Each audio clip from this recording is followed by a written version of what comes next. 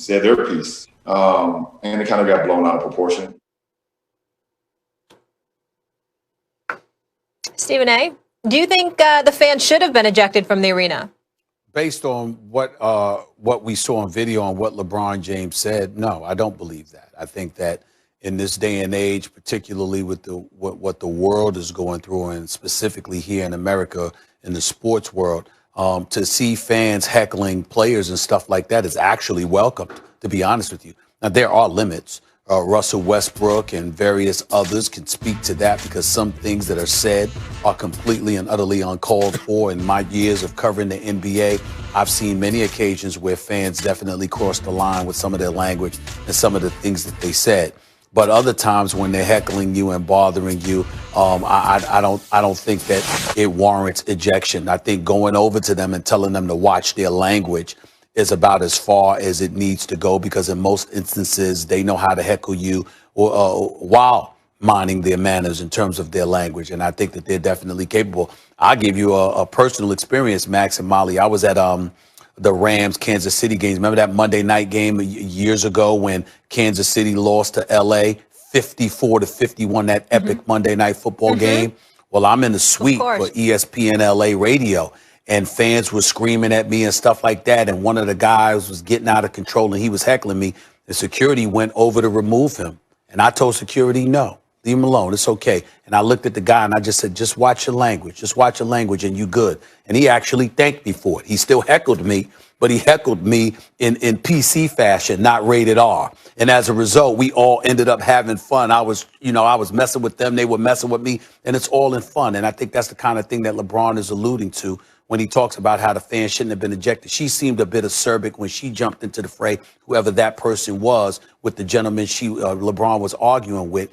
But I appreciate what LeBron is saying. You kind of missed that, and you want to see that because the fans are an integral part of what makes the game special. And watching these games without them in attendance, even though I really appreciate the players playing and playing with the fervor that they're playing with, I really do miss the fans there. So I appreciate where LeBron came from on this, and I agree with his assessment. Yeah, first let me say, LeBron can get down in the mud and wrestle and come out clean. Like, the way he handled this was just right. First of all, his tweet, courtside Karen was mad, all caps, is hilarious. And even the fact that he said she shouldn't have been ejected, he likes the interaction, the fact that he's going back and forth with them, it's all good. And she should not have been ejected, based on what I understand, except I have to say this. When you talk loud and a lot, that's how you spread COVID, right? Like, that's what you like, because it's really expectorant. It's the particles coming out of your mouth. I know it sounds disgusting or funny or whatever, but that's what the mask really does. The mask is not there to protect you. Your mask is there to protect me. My mask is there to protect you. And it looks like we're in the home stretch of this thing. The vaccine is coming out, but it's going to take some time. You don't want the thing to mutate. There's still high mortality or like people dying because there aren't enough hospital beds, stuff like that. So we still need to be careful. And if the mask is off her face and she's yelling, I don't know, Stephen A., if she was warned to put her mask back on and she didn't. But if she's yelling with her mask down, then I could see that being the basis of her removal. That has not been reported, that they told her, hey, put your mask back on, and they didn't. But that's one way I could see, okay, I get it. She's got to go. Otherwise, it doesn't seem like just even cursing back and forth. It's not like there's a way that you can use language that you can't repeat, for example, on ESPN airwaves, that is still not over the line in terms of kind of common trash talking. And it seems like that was the case here. So unless it was a mask issue, I don't think, based on what I know, she should have been removed. All right. Courtside Karen, I'm dead. That was absolutely hilarious. Max, we'll leave it there. When we come back here on First Take, guys, George Kittle's going to join us. He knows what it's like to face the Chiefs in a Super Bowl.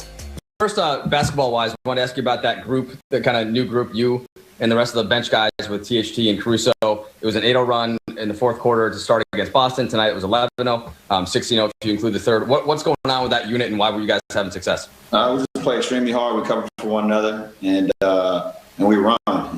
Myself, THT, Caruso, Kuz, and Trez. We got a lot of energy, a lot of speed, and we just play a lot of ourselves basketball. That's our whole team, but that group in particular.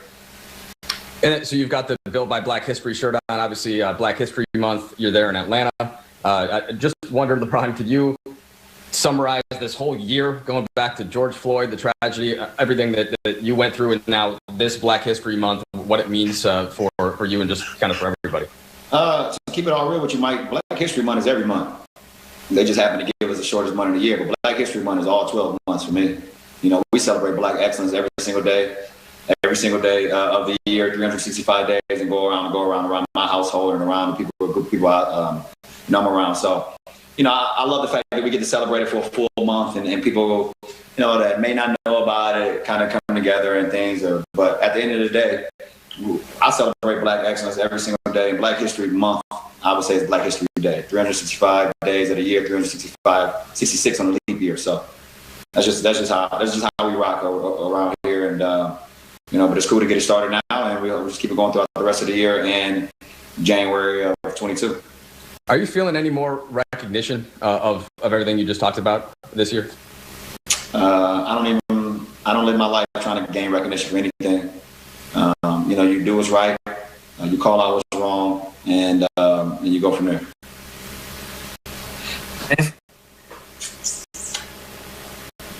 LeBron, I wanted to get your take or your comment or your perspective on the interaction that occurred with the courtside fans who were kicked out, and do you feel like that interaction exposed any sort of loophole in the COVID protocol if fans can take off their masks to yell at a player?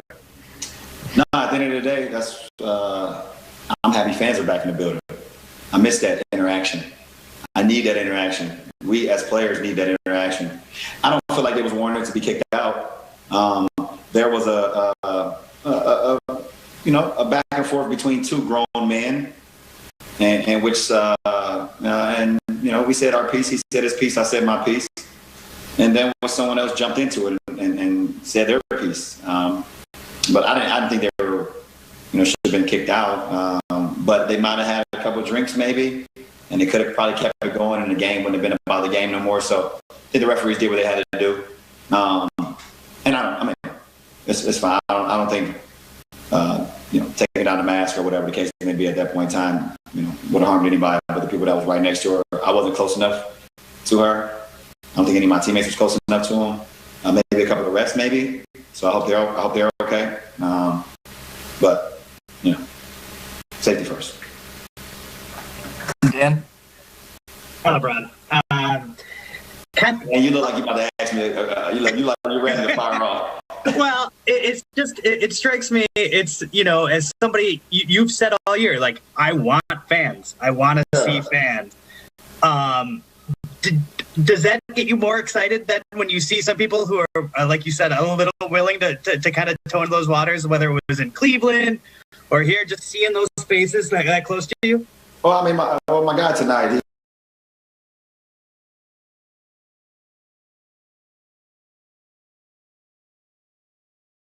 you know, I don't want to say he went overboard, but he went a little bit out of bounds, you know, too close to comfort for me.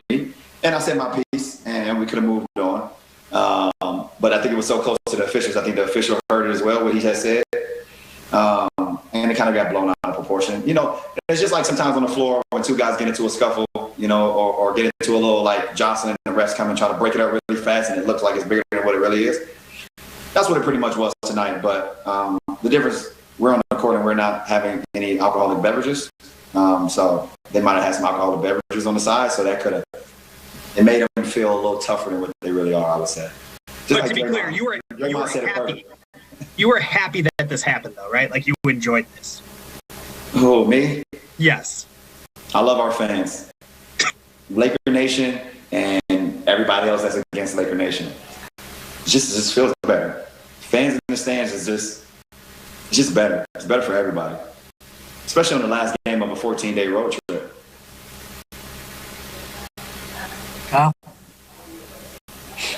Hey, LeBron, I'm gonna have to have an alcoholic beverage after this. Me too. You ain't the only one. But to ask a basketball question here, you guys, the last two games have had come down pretty close. You guys make these defensive plays. How much pride do you take in sort of reinforcing that the defensive identity you guys had last year in these close situations? I take all the pride. Listen, man, I take as much pride on the defensive end than I do on the offensive end. Things that you cannot control on the offensive end if you shoot the ball well. You know, sometimes the ball don't go in for you. You have your mechanics perfect. You swing ball. You know, you're being unselfish, and sometimes the ball just don't go in for you. But the one thing you can't control is how you defend. You don't have to worry about the ball going in when you're defending. You have to stop the ball from going in. So being able to get your hand on passes, deflections, things of that nature. You know, tonight, a big play, me just being able to get my hand on Capella on that slip to the rim and us being able to get out in transition. You know, Dennis and AC hustling back and being able to get that steal too on Trey late in the game, and then us, you know, sealing it with free throws. So, you know, I take that responsibility. You know, AD takes it, me being able to work out commands and things of that nature. When we defend, we're just that much better, you know, and we want to be the best defensive team in the league, and we hold that with the utmost responsibility. We've got time for one more, Bill. Hey, LeBron. Before the game, Frank said it's been kind of a blend of diligence and luck that has kept you guys from having any games postponed. I mean, obviously, a lot of teams around the league have had multiple games postponed. I'm curious, is there any, in a macro sense for the season and what you guys are trying to accomplish this season, what do you see as any advantage in just getting your games played on schedule? Well, yeah, I want to say, you know, first of all, you know, we've been trying to be extremely responsible. The whole Lakers organization. You know, we haven't had anyone that had to miss days or whatever the case may be since we started.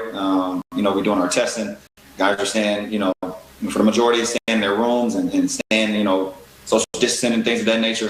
We're just trying to do everything that the protocol is telling us we can or cannot do. You know, and just trying to follow that to a T. There's some things you can't control. You know, we don't know if this virus is airborne or if it's passed through, you know, person to person. So what we can't control is just, you know, just trying to stay responsible, you know, do the things that we can do and things of that nature. And then, and it's allowed us to be full, you know, for our games. You know, like I said, and go out there. And because of, you know, the strict protocols and stuff, you don't really have much time to practice, especially on the road. A lot of gyms aren't open. A lot of arenas are not open unless it's a game. You can't really prepare, things